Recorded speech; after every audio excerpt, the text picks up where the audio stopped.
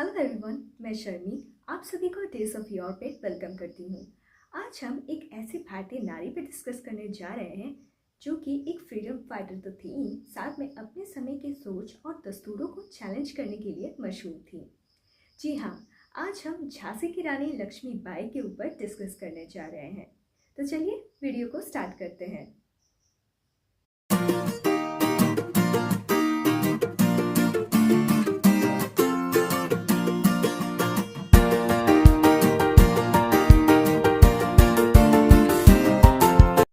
रानी लक्ष्मीबाई, जिन्हें हम झांसी की रानी के नाम से भी जानते हैं, उनका जन्म 19 नवंबर 1828 को वाराणसी में एक मराठी कढ़ड़ी ब्राह्मण परिवार में हुआ था। उनका रियल नाम मणिकर्णिका तांबे था और प्यार से बचपन में सभी उन्हें मनु बुलाते थे। झांसी के महाराज राजा गंगाधर राव नेवालकर से शादी करने के बाद उनका नाम लक्ष्मीबाई पड़ा। उनके पिता श्री मोरपन तांबे जी थे और माँ श्रीमती भागीरथी सांप्रे थी। उनके पिता पिथौर के पेशवा बाजीराव सेकंड के दरबार में एक सलाहकार के रूप में काम करते थे और उनका बहुत ही पाइवोटल रोल रहा उनके लाइफ में with respect to her political and military knowledge.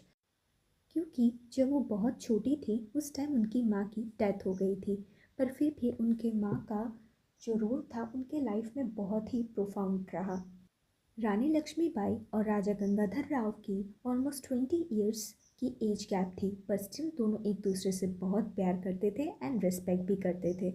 हालांकि उस टाइम के रॉयल मैरिजेस में political alliances and strategic considerations को एज गैप और पर्सनल कंपैटिबिलिटी से ज़्यादा प्रेफरेंस दी जाती थी।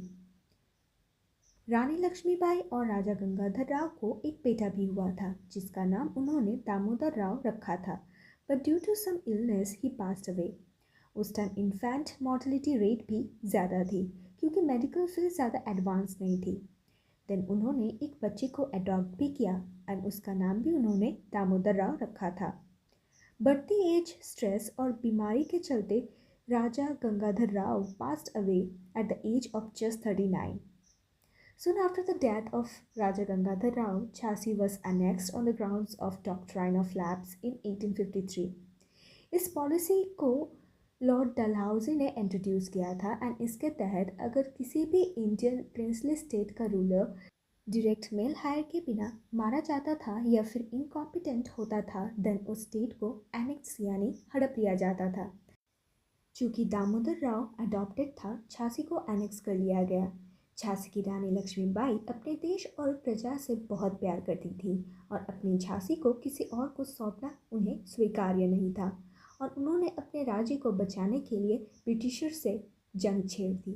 1857 में जब ब्रिटिश फोर्सेस झांसी पर अटैक करने आई, देन हमारी वीरांगना ने बहादुरी से उनका मुकाबला किया। 23 मार्च 1858 को ब्रिटिश जनरल सर ह्यू रोज ने झांसी पर अटैक किया और हमारी वीरांगना ने लगभग 2 हफ्तों तक ब्रिटिश फोर्सेस का बहादुरी से विरोध किया। बट 4 अप्रैल 1858 को Jhansi fort British east India company के अंडर आ गई।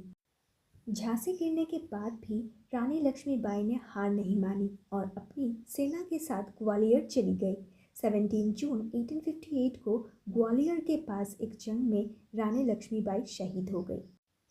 वो एक ऐसे ज़माने से थी जहां औरतें सिर्फ घर की 4 दीवारों तक ही सीमित थी, पर उन्होंने अपने हिम्मत और तीखे अंदाज से ब्रिटिश ईस्ट इंडिया कंपनी के खिलाफ जंग छेड़ दी थी। वो देश के युवाओं के लिए हमेशा ही इंस्पिरेशन रहेंगी। सुभद्रा जी ने उनके लिए एक पोएम भी लिखी है। सिंहासन हिल उठे, राजवंशों ने भ्रिकुटी तानी थी, बूढ़े भारत में आई फिर से नई जवानी थी, गुमी हुई आज़ादी की कीमत सबने पहचानी थी, दूर फिरंगी को करने की सबने मन में ठानी थी, चमक उठी सन 57 में वो तलवार पुरानी थी, बूंदेले हर बोलो के मुँह हमने सुनी कहानी थी, खूब लड़ी मर्दानी वो तो झांसी वाली रानी थी।